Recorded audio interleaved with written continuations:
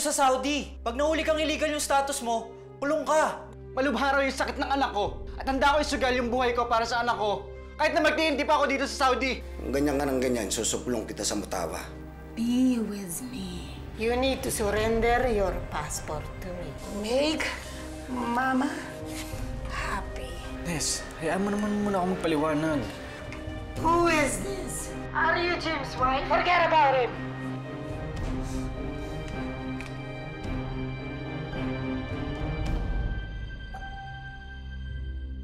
Mga magulang, ang ating episode ngayon ay rated SPG. Mahigpit na patnubay ninyo ang kailangan dahil maselan ang paksa na ating kwento ngayong gabi.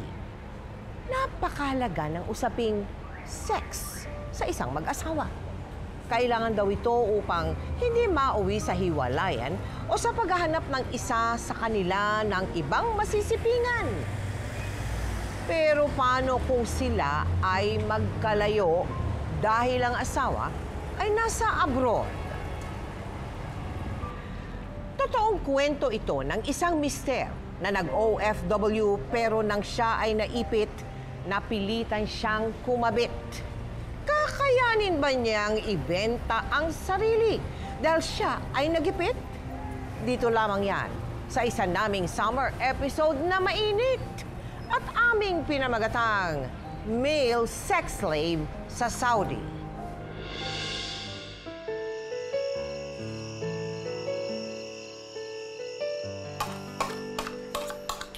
Tay, ako na ho dyan. Tay! Ako na maghugas nito mga to. Ako na maghugas niya, Tay. Mag-ayos na ang leksyon nyo. Mag-aaral na lang kayong dalawa. Pag-gawain pang babae ito eh. Hayaan mo nanay mo na lang. Teka. Bakit ako, ha? Oh, pagod ako buong araw sa magmamanicure. Kumapasma ako. Ikaw na lang kaya maghugas ng pinggan, Adora, na? Ano naman? Ako na nagluto. Ako pa nag-uugas, oh. Kahit gawain pang babae ito, ginagawa ko. Dapat lang ano. Oh, wala ka naman tanggap sa pagpipintor, hindi ba? Taga nagrereklamo ka ba, ha? Baka gusto mo outside ako lambo ka. Wala naman ako sinabing ganun. Eto na nga, oh. Nag-uugas na ako, nanginginig pa. Mundi lang tamahal dyan. Dali. Nay, may tao yata. Ako. Tay, akala ko ba gawain babae ang paghugas ng pinggan? Kaya under desire ho pala ka na, nanay. Alam mo anak, paminsan-minsan, kailangan paalipin ka rin sa asawa mo. Pero wag na wag mong gagawin. Ha? Pagdating sa kama, papa-under ka. Tatay talaga. Ador! Oh, sino yun? Si Katonyo. Ano sabi? Tumawag na raw yung agency pinag-a-applyan mo. May employer ka na daw! Hinihintay na lang yung placement fee! Baka kapag-abroad na ako! Tay, tama ba yung narinig ko? Yaman na tayo? Kapag nakapag-abroad na ako, paayos ko tong bahay. At hindi ka na magmamanicure. Baka ako na tayo sa hirap. Tay, ako rin ho. Kapag nakatapos ako ng pag-aaral, mag-abroad rin ako. Kagaya mo. Congrats, Tay! Congrats! Salamat sa Diyos.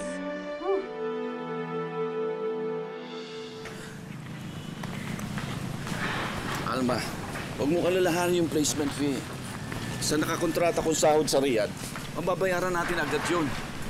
Kaya huwag kayong malungkot, ha? Tay, kailangan niyo ba talaga umalis? Oo. Para sa inyo to eh. Pag nagkaasawa kayo at nagkapamilya, maiintindihan nyo. Magsasakripisyo rin kayo para sa pamilya nyo. Basta mangangako ka, mag-iingat ka dun, ha?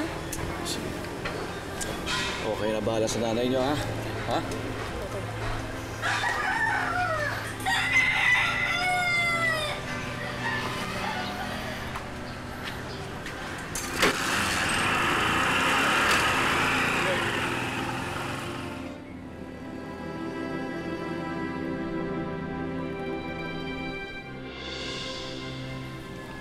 Mga anak, pagtsagaan niyo muna tong mga lumang uniform, ha?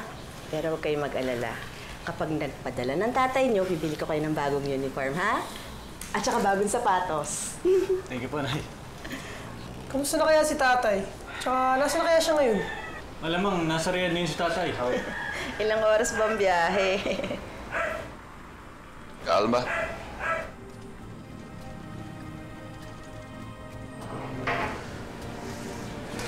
Tay? Ador, ano nangyari? Bakit nandito ka, ha? Naiwan ka ba ng aeroplano? Naloko ako, alam mo. Naloko ako ng recruiter. Fake pala yung in-applyan ko. Kinuha lang yung placement fee na inutang pa natin.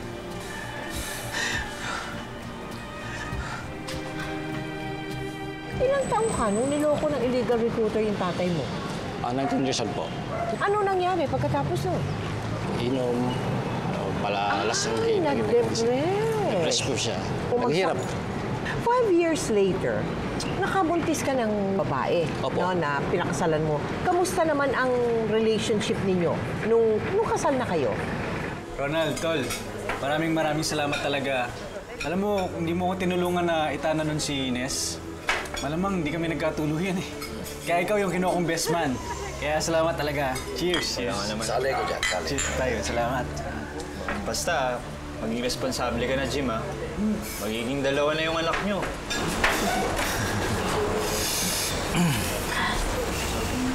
Gabi na rin eh. Napaparami na yung inom mo. Tama na. Yes. Hayaan mo naman mag-celebrate pa ako.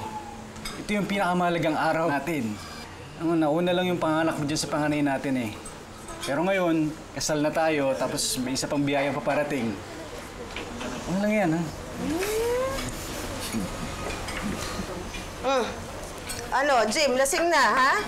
Dapat nakikinig ka na sa asawa mo, ha? At ngayong kasal na kayo, matuto ka magpailalim sa kanya.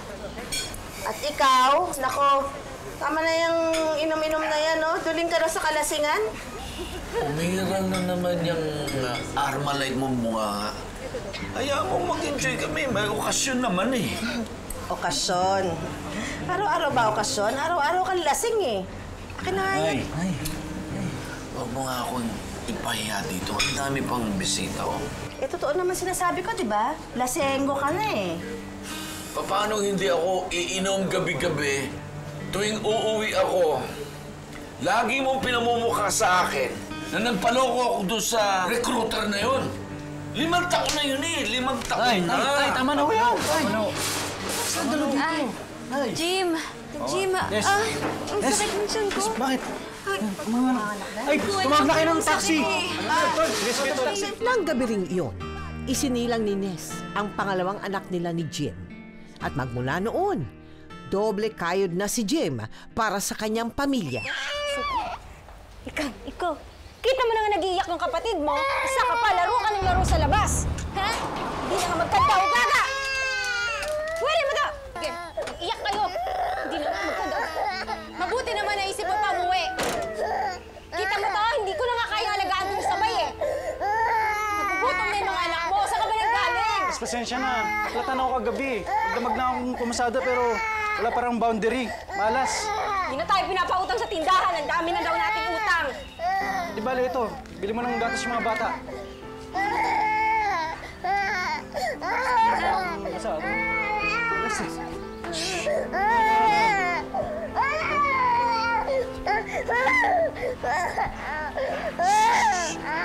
Tol, tamang-tama. Buti na na-chepo kita. Alok sana ako ng trabaho eh. Trabaho ba ka mo? Naku, tama-tama yan eh. Matumali pagka-taxi ko ngayon eh. Saan ba yan? Sa Saudi, Tol. Sa abroad. Oh, negative ako dyan, tol. Di dyan naloko yung tatay ko sa pag-abroad na yun eh. Iba naman to, Jim. Wala namang masama kung susubukan mo. Kahit anong sikap mo dito, asenso ka ba? Sa abroad, Tol, basta masipag ka, asenso ang buhay mo. Isipin mo na lang yung mag-ina mo. Wala ka bang pangarap para sa mga anak mo?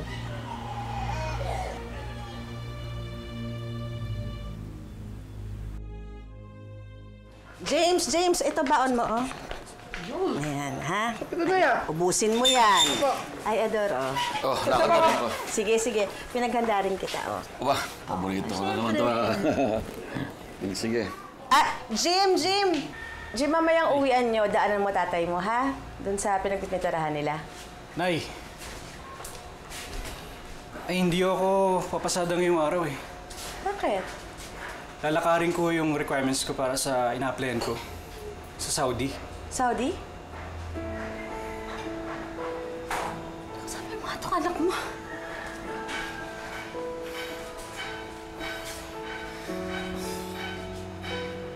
Mag-abroad ka? Hindi ka pa ba nadala sa nangyari sa akin? Ha? Tigilan mo na yan. Pagka-abroad mo na yan. Kalukungan na yan. Dahil dyan, nagka-lechi-lechi buhay natin eh.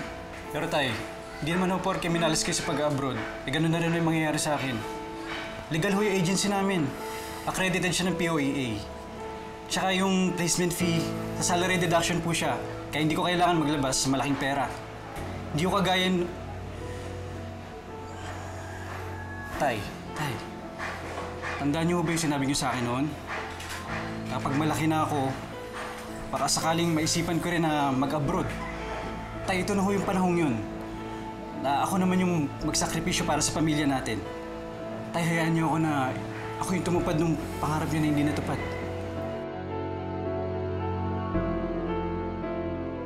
Sa awa ng Diyos, mabilis namang naproseso ang application ni Jim. Hanggang sa natuloy na nga ang kanyang pag-alis papunta sa Saudi. Nes, nag-usap na tayo tungkol dito, di ba? Kailangan natin magtiis para sa kinabukasan ng mga bata. Naiintindihan ko naman yun eh. Pero syempre, di ko naman maiwasang hindi mag-isip ng kung ano-ano. Ang dami kong napapanood, tsaka nababasa na mga mag-asawang naghihiwalay. Dahil dyan sa pag-abroad na ganyan eh. Natutukso sila. Mahanap sila ng kalinga ng iba.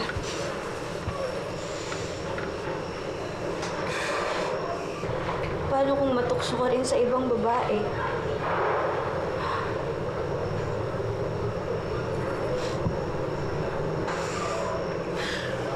Nes, di pa katandaan mo. Pangako ko sa'yo, hindi ako titingin sa iba. Gusto mo pa sa akin.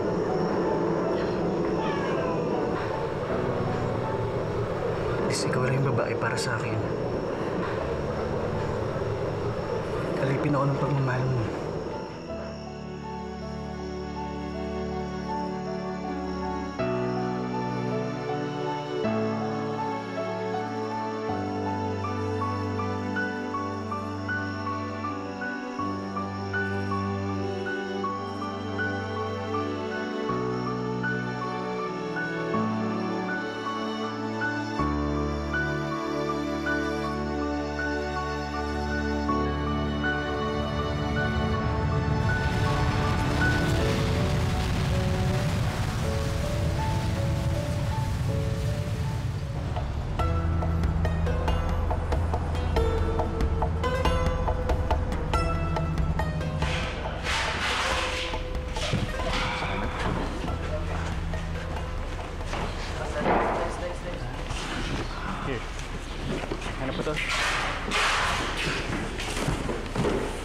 Ano ba naman itong napasukan nating trabaho?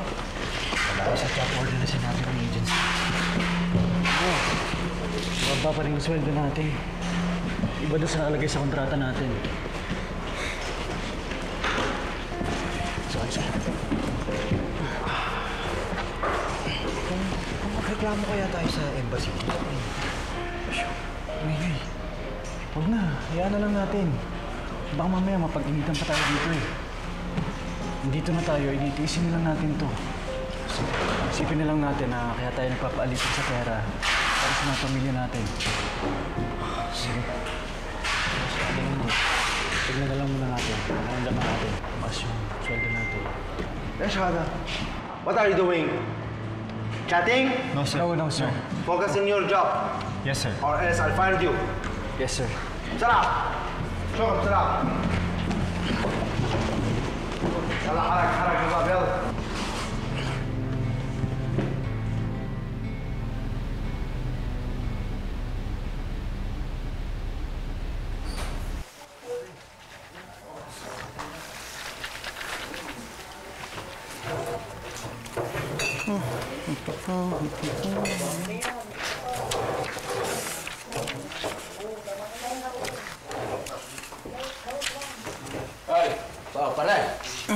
Patak ha? Alam niyo naman mahal dito. Mahal ang alak dito sa Saudi kayo talaga. Hindi. Para. Ayo ha. Parang dyan. Ay, hindi. Sige ho. Yung ipang bibili ko niyan, papadala ko na lang sa pamilya ko sa Pilipinas. Ganyan din naman ang dialogue namin. Sige na, mag-relax ka naman. Hindi ho. Tsaka di ba ho, mahigpit na pinagbabahol yan dito. Bawal lang. Kung papahuli ka. Pare.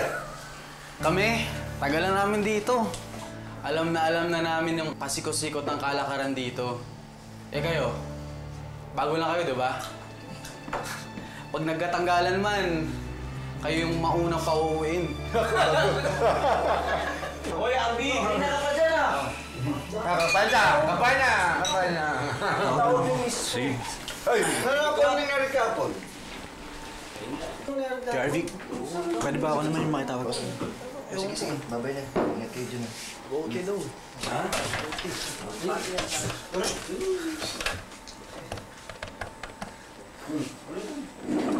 Hello, Katonyo. Sineso, nandiyan pa ba yung asawa ko? Oh, yeah, nandito. Sandali, Salamat po, Jim, kanina po nga ako nag-iintay ng tawag mo eh. Medyo nakakahiya na nga kasi gabi na dito. Pasensya ka na, Nessa. May pila kasi yung pagtawag dito eh. Kamusta ka na? Yung anak natin, kamusta na? Si nanay, si tatay? Pasensya na, maliit pa yung naipadala ko sa inyo. Ano ka ba? Ayos lang yun, walang problema dun.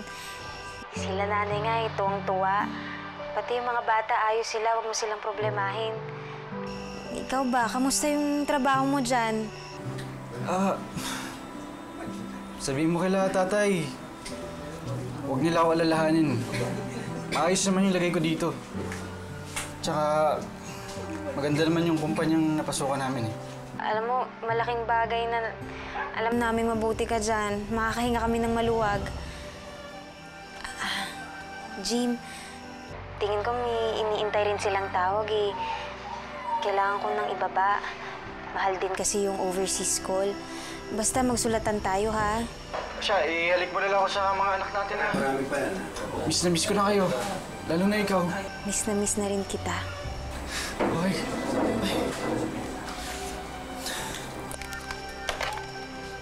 Salamat po. Sige.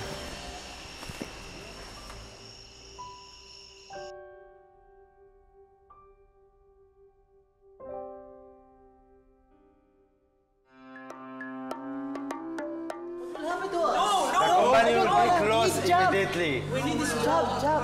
Don't worry. The company will pay you everything. Okay? Tol, Ronald, ano nangyayari? Ba't nagkakagulo? Tol, masamang balita. Masasara na yung factory. Ha? Bakit daw? Teka, paano na tayo? Hindi ko nga alam eh. Basta ang sabi, kasabay daw ng pagsasara nila ang pag-terminate ng contract natin. Pati working visa, tol. Nauwi na tayo ng Pilipinas. Sige, tol mauna na ako. Tatawagan ko pa yung pamilya ko sa Pilipinas eh.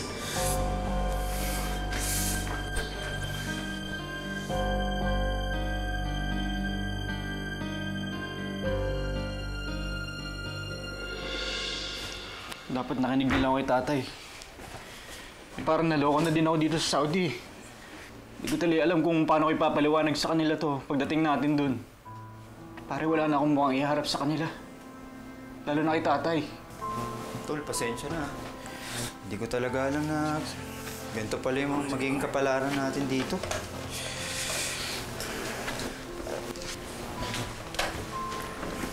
Hello? Dali na po. Jim, kulay ko para sa'yo. Galing kay Ness. Ha? Hello, Ness. Oh, bakit biglang napatawag ka? Hello, Jim. Bakit ka umiyak? Jim, nasa ospital kami ngayon eh. Nasa ICU si Bunso. Jim, critical siya ngayon eh. Hindi ko alam ang gagawin ko. Pinahiram lang ako ni Katonyo ng pera kasi Kasi alam niya nasa abroad ka, makakabayad din tayo agad. Tol, di ka na. Sa Pilipinas ka na magpaliwanag sa asawa mo. Diyan na yung service natin, oh, papuntang airport. Jim, hello, nandiyan ka pa ba, Jim? Lumagot ka, please. Kailangan mong gumawa ng paraan.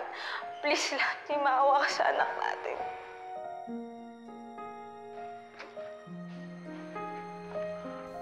Tol, ano ba? Tara na!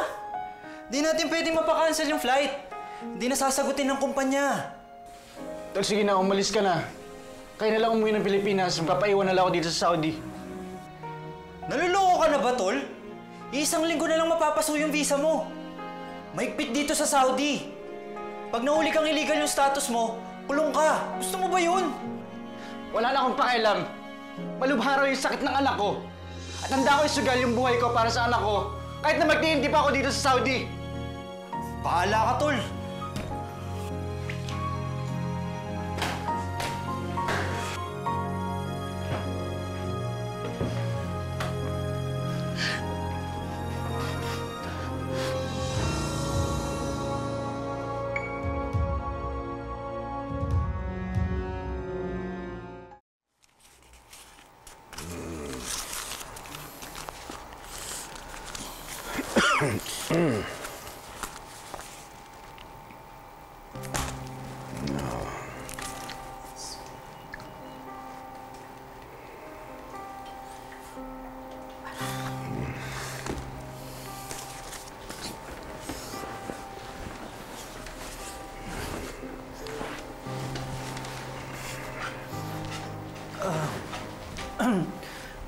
Kuya Obet, Jim.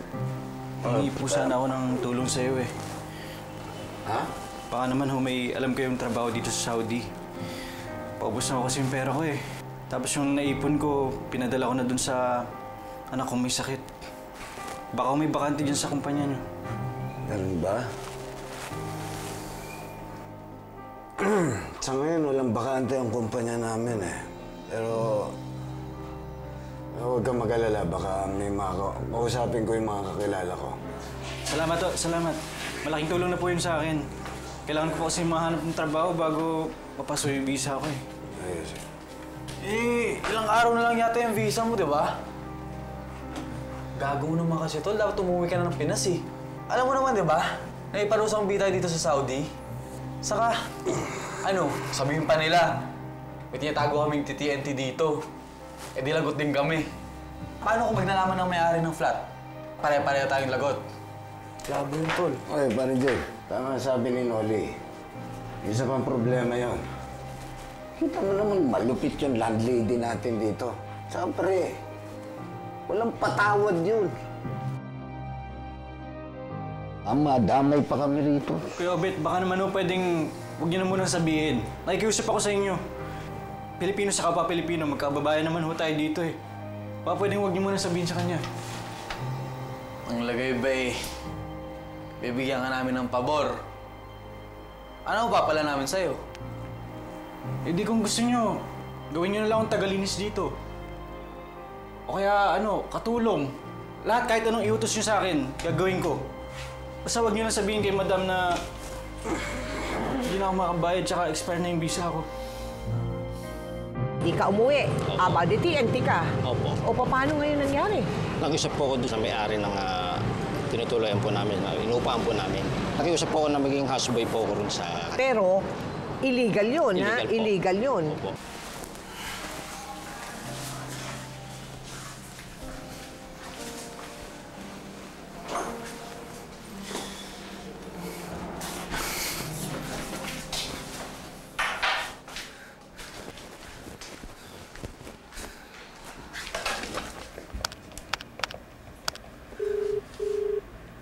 Hello, Nes. Kumusta nilagay na anak natin? Maayos na siya, huwag ka na mag-alala dyan. Mabuti nga at naagapan natin eh.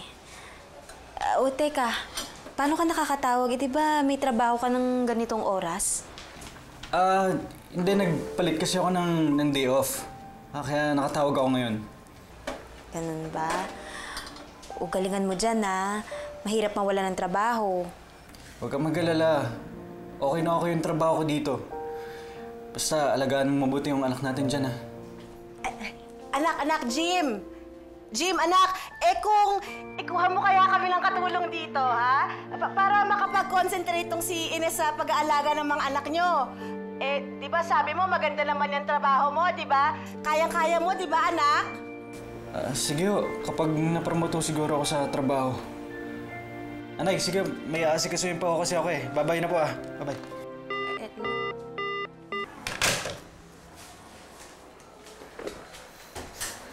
Panginang si Yara. Tol, talpalin na sa man. Sige, isip ko na. Sino si Madam Sabdim? Anong inalok niya sa'yo?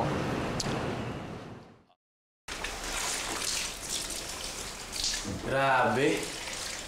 Abusado naman yata si Kuya Obet sa'yo, Tol. Pati ba naman damit niya? Ikaw na rin naglalaba? Tulaya mo na, para matahimik na siya. Talaga ba? Sige, dako mo na rin sa akin.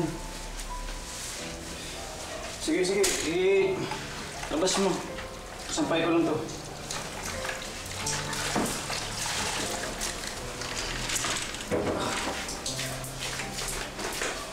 Wenjin! I'm here to collect his rent payment. Madam Sadip? Where is your payment? You are already delayed. Madam, I'm sorry. I have no money right now.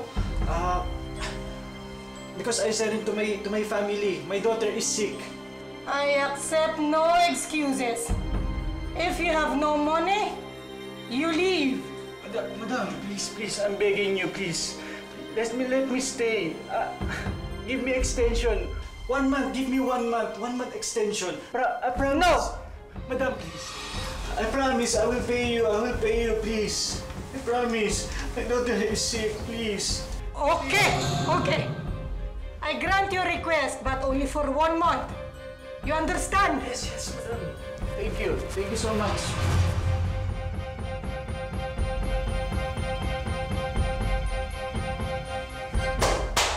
Malaki ni Malato, Tol!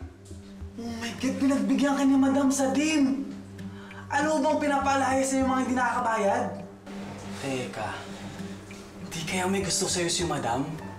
Nakatol, tamang-tama! Pag nagkataon, solve yung problema mo. Alam mo, sa dami ng paupahan nun, buyari ka bigla. Sinasabi ko sa'yo, naku! Naku, hilo? Sa amin pa lang nun, nahihilo na ako eh. Ano mo to? Napakabalat sibuyas naman na ito. Oo, balat sibuyas. Pero hindi ako mapatol sa amoy sibuyas. Dahil kay Madam Sadim, pansamantalang nabawasan ang bigat ng problema ni Jim. Ginamit niya ang natitira pa niyang mga araw sa paghanap ng trabaho. Pero pumalso na ang visa niya sa Saudi at bigo pa rin siyang makakuha ng trabaho. Next.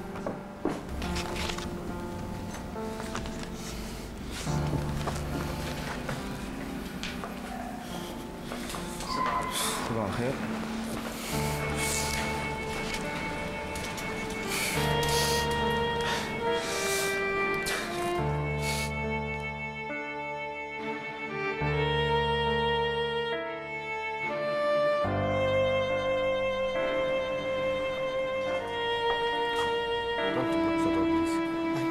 Sorry, sir. Sorry.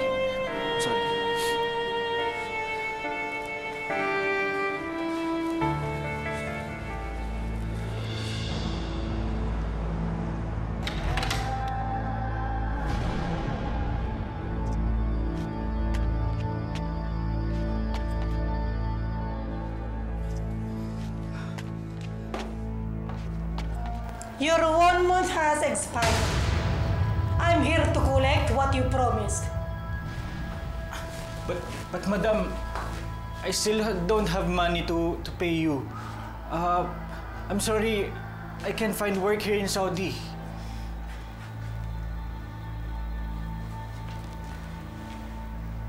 Let me be frank to you.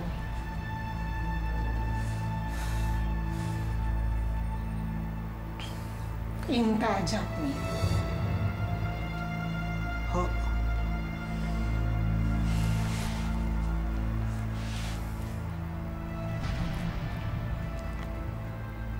I like you.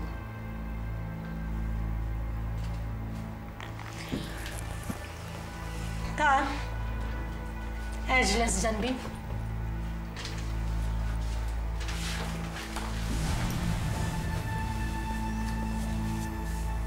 Since you cannot pay me, I need to think of another way for you to repay me. I have an offer to you. Live with me. I will give you a home to warm your body. But in return, you will give your body to me to warm me. Huh? Be with me.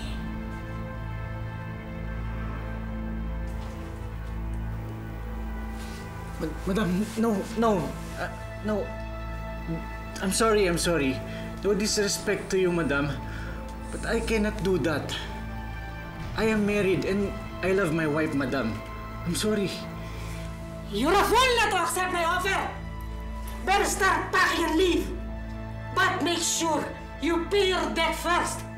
Or else I will send you to jail! Jail? Madam, no! No, don't send me to jail, madam. I'm sorry. Madam, no. Don't report me to police. No, matawa. Madam, please. Please. Come when? No, madam. I'm sorry, madam.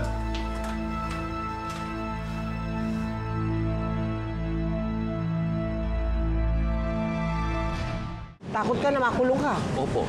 Oo. Hindi ka nagsabi sa Maynila, sa misis mo, hindi ka nagsabi? Hindi po kasi yung time na yon na ayoko pong umuwi na wala akong dalang may babayad doon sa mga utang po namin doon sa may Pilipinas.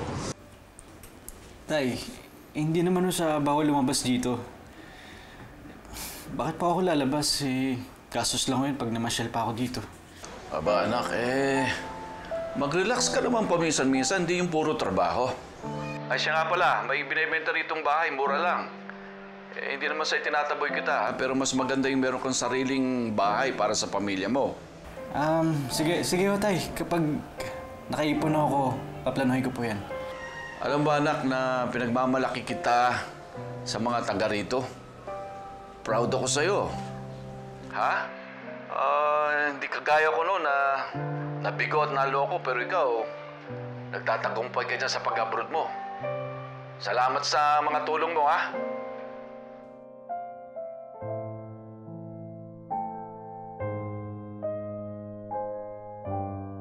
Anak, hindi ka na sumagot. Nandiyan ka pa ba? Tay, nandito pa ako. Tay, pwedeng pakilapit niyo naman sa akin yung mga anak ko. Gusto ko lang marinig nila yung boses ko.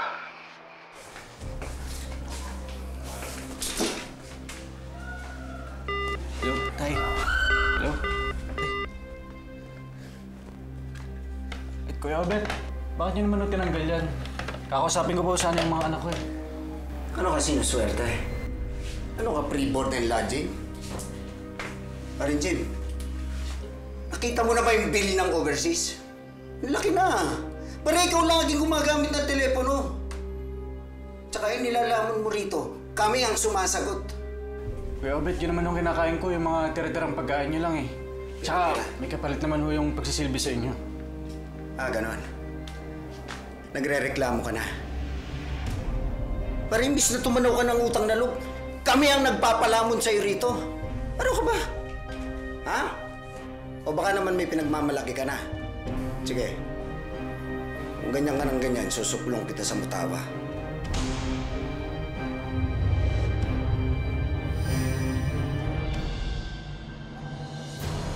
Quickly.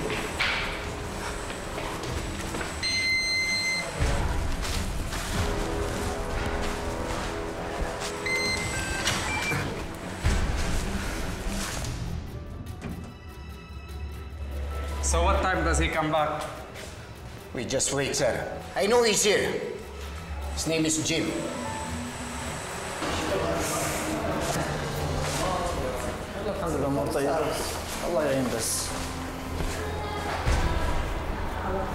Do you have the time?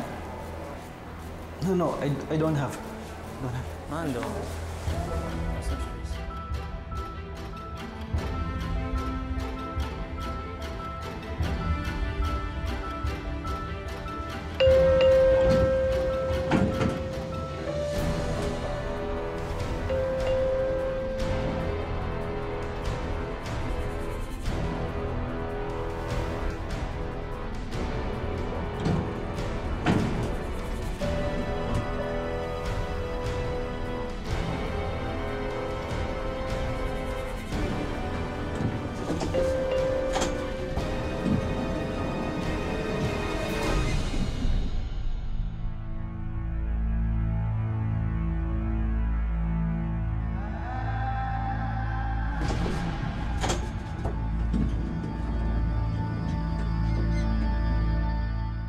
Natakasan ni Jim ang mga otoridad sa pagkakataong iyon. Pero dahil sa nakagigimbal na insidenteng ito, isang desisyong labag sa kanyang kalooban ang pinasok ni Jim.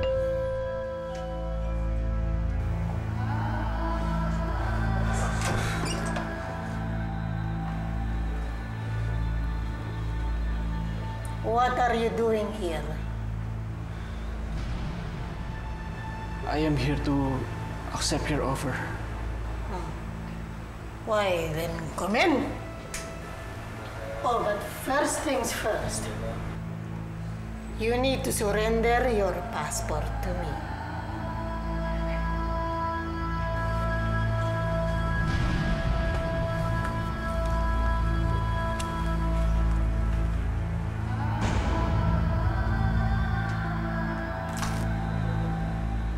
Come in. Take your shoes off.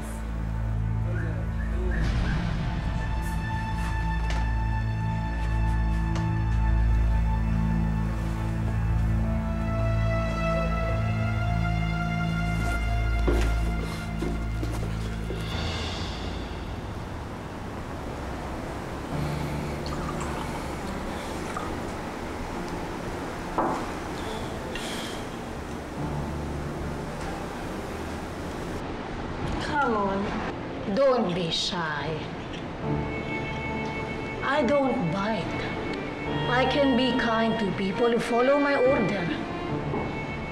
So, just be a good boy and we will have no problem. Eat.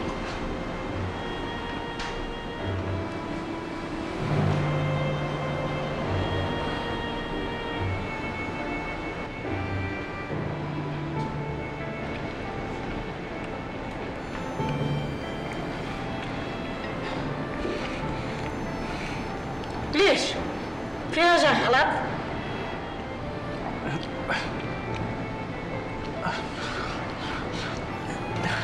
It's spicy. The food is too spicy. Spicy foods are very good to our body. They are aphrodisiac.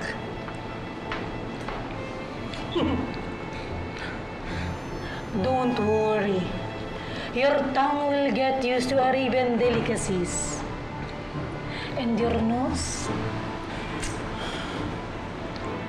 Boozy aroma. Like me.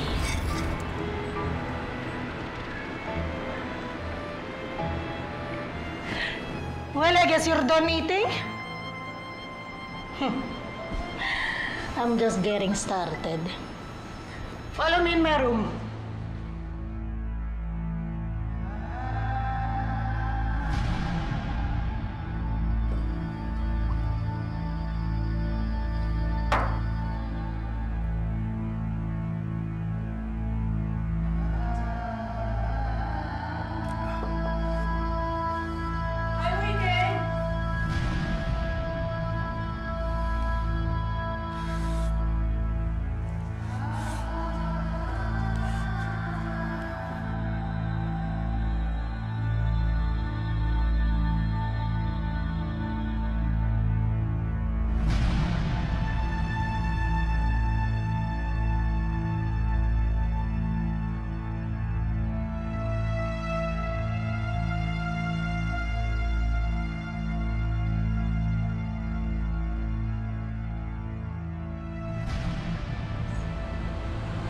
Madam Salim, can I pay you in different things instead? I can be your helper. I can cook for you. Laundry also. I can do everything. I can clean your house. Gagawin ko lahat, madam. I can do everything. But not this. Don't you dare back out from what we agreed on. I saw your passport and I know you're illegally staying in Saudi. One call away. Zemotawa will be at my doorstep. So, You choose. Spend the night with me or in jail.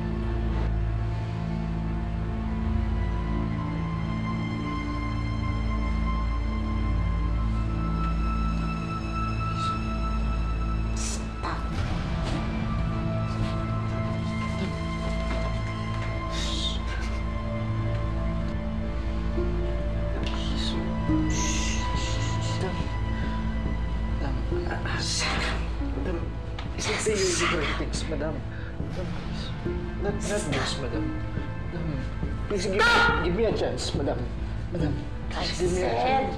Give me a chance. Stop! Stop! Look at me! I said, stop. Hear me? Adam! Hear me? Go as I said! Madam, wag. Listen! Don't worry. This won't hurt. Madam, wag. Madam, please, wag. Ano ginagawa mo sa akin?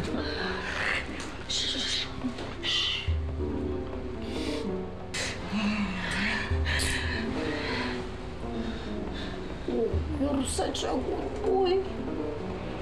You're such a good boy.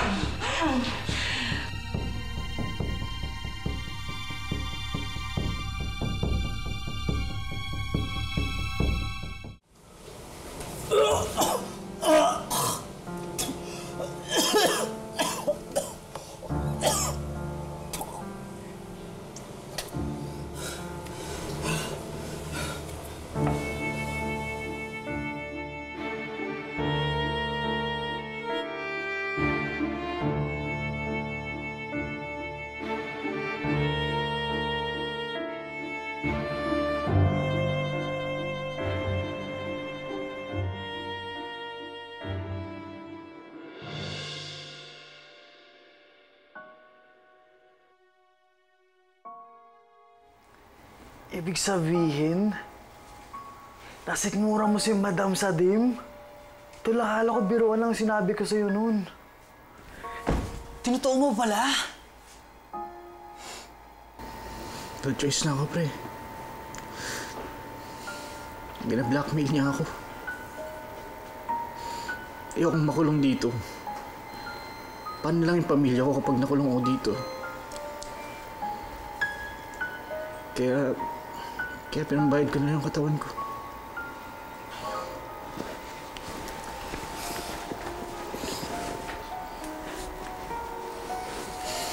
Na pare, pakiramdam ko, higit pa ako sa callboy. Pero yung pinakamasakit sa akin,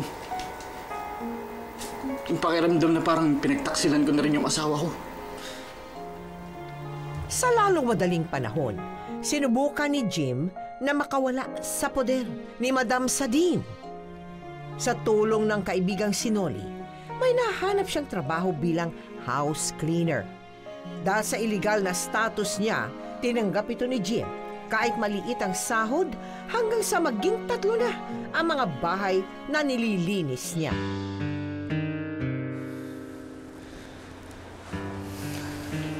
Take off your clothes. I want you tonight. Ho, ano naman, madam? Pagod na pagod ako ngayon eh. 3 bahay ko inilinis ko, 3 houses. I'm so tired, madam. Hindi ko na ako kaya. I don't care if you're tired. It's your fault you're overworked. I gave you permission to work outside on the condition that you will perform your obligation to me. No more, no less. Madam, please have mercy. Bumabagsak na ko yung katawan ko. Hindi ko na ako kaya. can I just ask for one night? Just for tonight, please. Kakasakit na ako. Kailangan ko na magpahinga, madam. Kayla! Get down on your knees! Now! You don't want Mama angry, don't you? Good boy.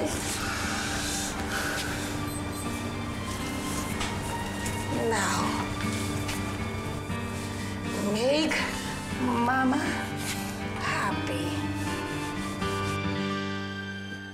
Bakit ganyan ang boses mo? Yes. Medyo masama lang yung pakiramdam ko ngayon. Masamang pakiramdam? O baka naman iniiwasan mo lang ako? Alam mo, Jim, sa totoo lang, napapansin ko bihira ka na tumawag sa akin. Kahit sumulat, nangyari na ba yung kinatatakutan ko? O bakit hindi ka makasagot? Alam mo, Jim, magtapat ka nga sa akin. May babae ka na ba dyan sa Saudi? Yes. Huwag ka naman mag-isip ng ganyan. Di ba 2 taon lang ang kontrata mo sa Saudi? Eh, magtatatlong taon ka na dyan. O baka naman may ibang babae ka nang inuuwian. Yes. Wala akong babae dito. Medyo busy lang talaga ako sa trabaho, kaya hindi ako nakakatawag. Nag-overtime kasi ako para mas malaki yung may uwi ko sa inyo. Sigurado ka bang wala kang kabit dyan? Eh, baka naman pinababayaan mo na kasi yung sarili mo. Masyado kang nagpapapagod sa trabaho. Alam mo, Jim, kung nasa tabi mo lang ako, hindi lang kita aalagaan. Lagi kong iniisip, paano kung katabi pa rin kita gabi-gabi? Siyempre, Jim, may mga pangangailangan din naman ako. Des, sorry ah. Patawarin mo sana ako. Bakit ka nagsusorry? Akala ko ba wala kang kasalanan? Bakit kailangan mong mag-sorry kung wala ka namang ginagawang masama?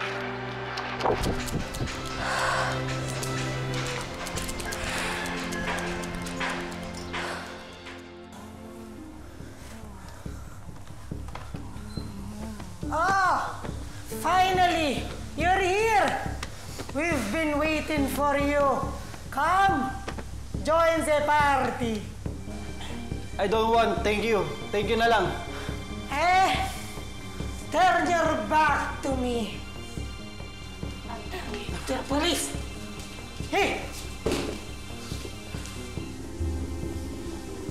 Not for illegal staying here, but for a more aggravated case.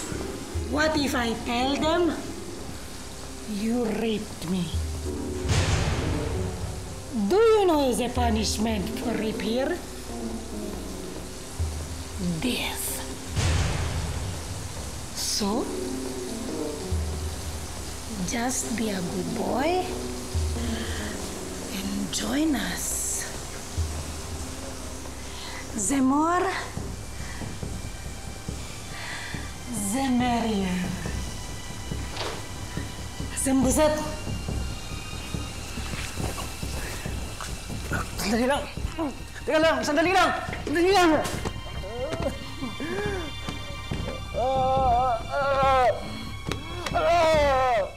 Itong kaso nitong storya natin, nagsara ang kumpanya niya, pinauwi ang lahat ng mga empleyado.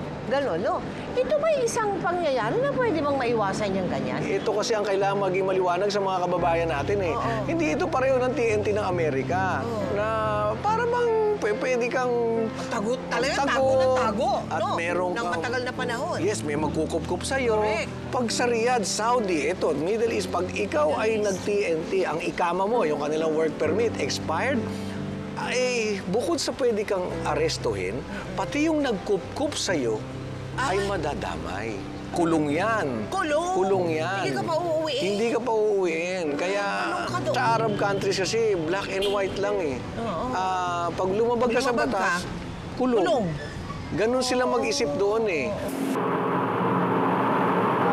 Madam, now that you have a new lover, can you please let go of me?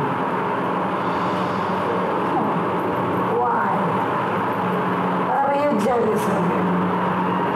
No, madam. Actually, I'm very happy for you because you're both Arabians. Madam, please, I'm begging you. Baka pwede pong pakawalan niyo na ako. Tsaka pwede, please give me back my passport. Kasi konsensya na po ako sa asawa ko eh. No. No. No way. I'm not yet through with you. Forget about your wife. And remember this in your head, too. Here in Saudi, you are my property. You are mine.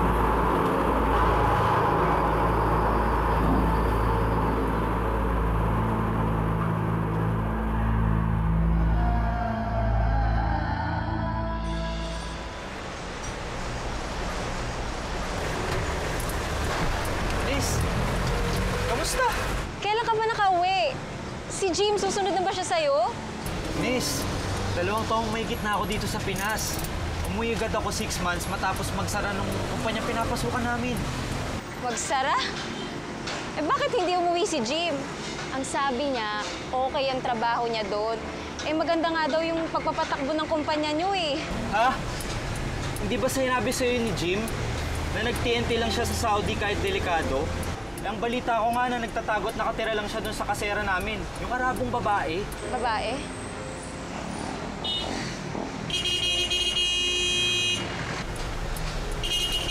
Boss, bawal dito ang minto. Sige, Nis ha. Saka na lang tayo mag-usap.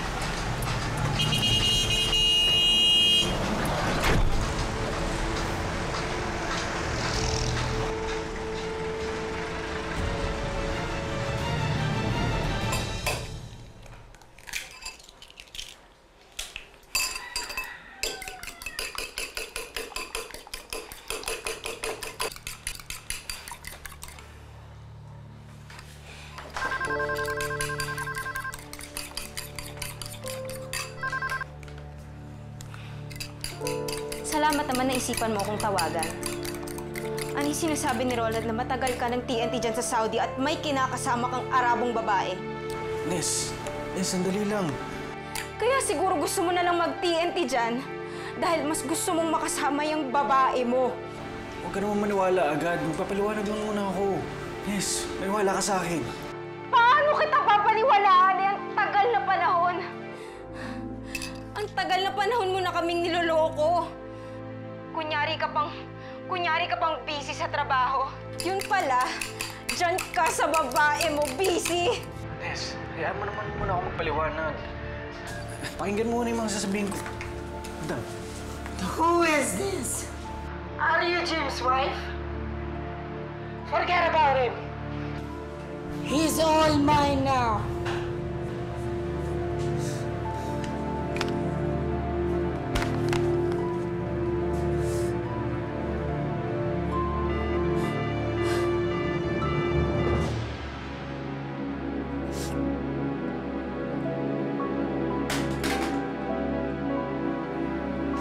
Ayun ka, Jim.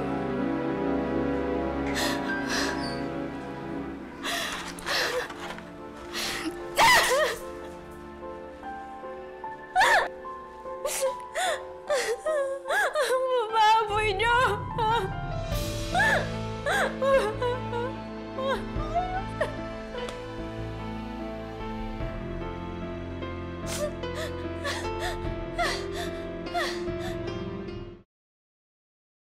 Nay, pakausap niyo naman ho sa akin si Nes. Huwag niyo naman ho siya yung tago sa akin. Anak, hindi ako nagsisinungaling. Maaga pa lang kanina, umalis na si Ines eh, kasama niya yung mga anak niyo. Hindi nga namin siya mapigilan ng tatay mo eh. Paano raw, Nak? Meron ka na raw ibang babae? Kaya makikipaghiwalay na raw siya sa'yo.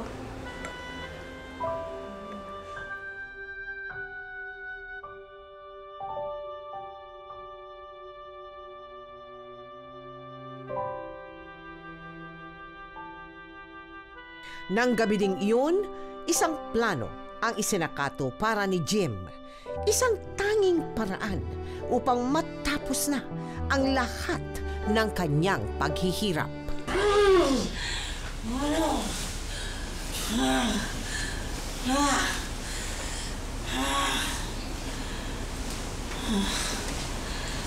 Madam,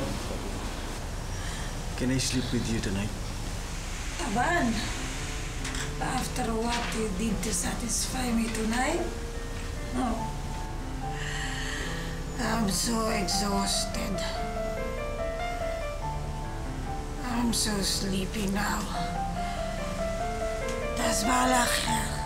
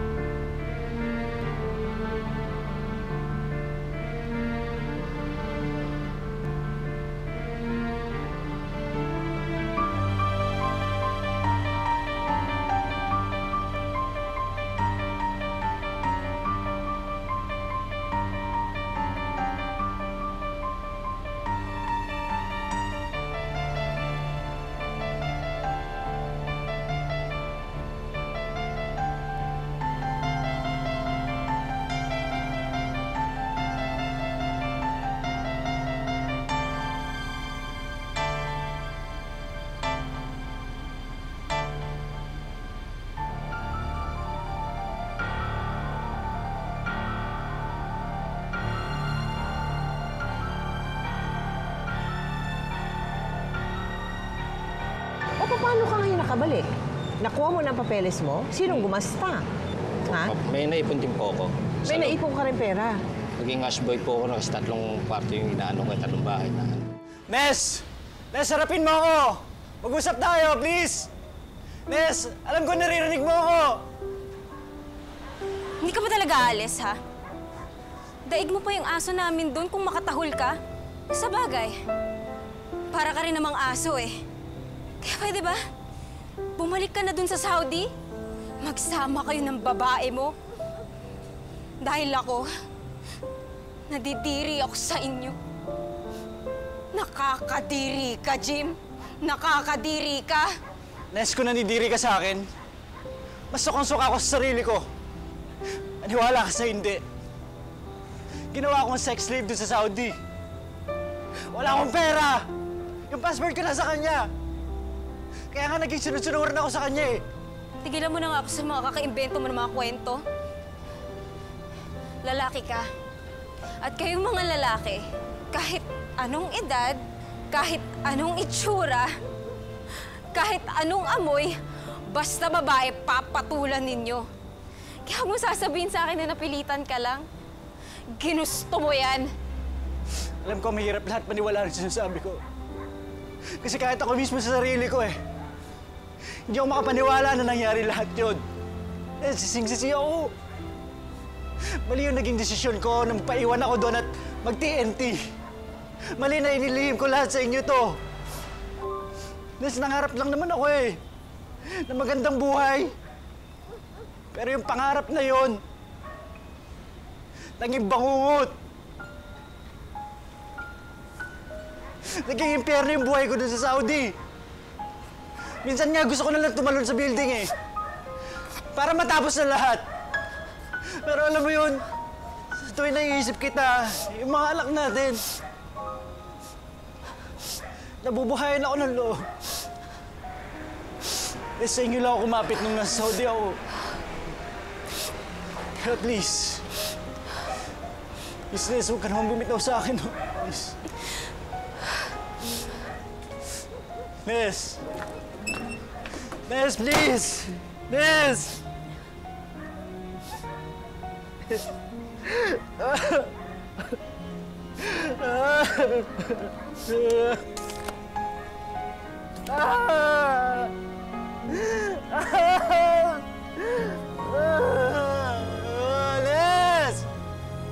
Nes! Nes! Please, Nes!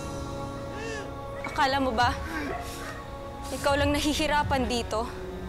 Simula nang nalaman ko kung anong totoong nangyari sa'yo sa Saudi.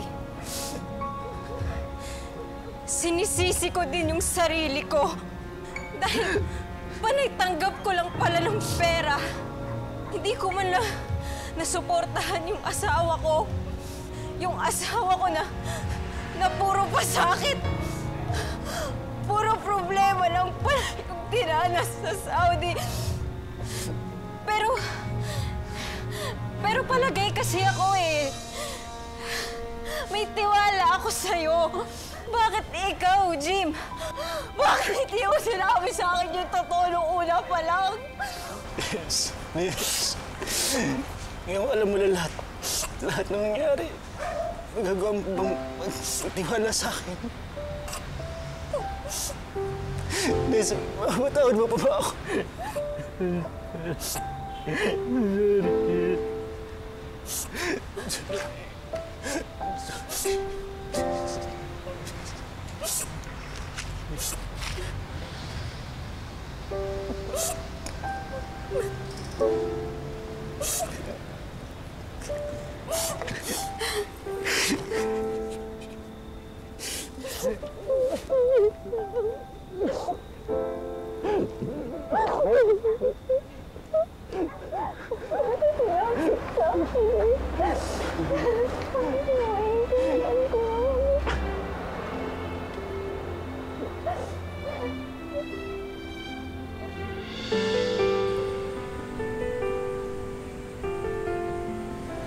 Mabuti naman at sa wakas magagawa na rin tong bubungan natin.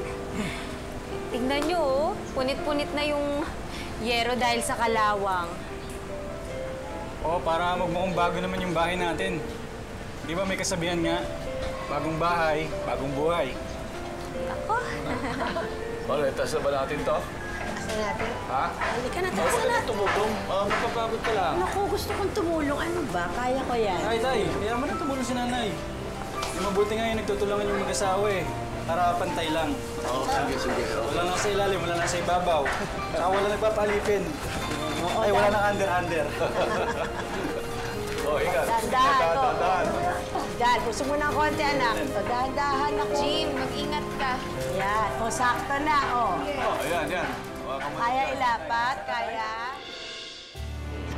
Paano kaya ang dapat gawin para hindi mawala yung pagmamahalan at pagtitinginan ng mag-asawa kahit na pa sila ay magkahiwalay ng malayo. Maging matatag tayo sa buhay natin at isipin natin lagi yung may naiwan tayong obligasyon ng pamilya dito sa Pilipinas. Huwag na huwag niyong pababayaan yung pamilya niyo dahil mahirap ibalik yung tiwala ng pamilya niyo sa'yo. Huwag na huwag kayong gagawa ng anumang ikasasama ng loob ng asawa niyo. Jim, maraming salamat ha. Salamat din po. At talaga nakakatuwa ang iyong istorya. Good luck to you ha, at sa iyong misis Salamat and po. to the family. Salamat po. Salamat din. Ayon sa Philippine Statistics Authority, as of September 2017, mahigit kumulang sa 2.3 million na ang OFWs sa buong mundo. Halos kalahati o mahigit 1 milyon sa kanila ay kumakayod sa Saudi Arabia, sa United Arab Emirates at sa Kuwait. Isa si Jim sa libo-libong nagkaroon ng mapait na karanasan kapalit ang kanyang pangarap na mabigyan ng magandang kinabukasan ang kanyang pamilya. Sa ngalan ng programang Magpakailanman, ako ay nananawagan sa ating mga opisyal sa OWA at sa buong gobyerno. Naway bigyan natin ng karampatang suporta at proteksyon ang ating mga OFW. Dahil milyon-milyon naman ang naiaambag nila sa ating ekonomiya. At milyon-milyon ding mga pangarap at kinabukasan ang nakasalalay sa kanila. Ngayon, bukas at magpakailanman.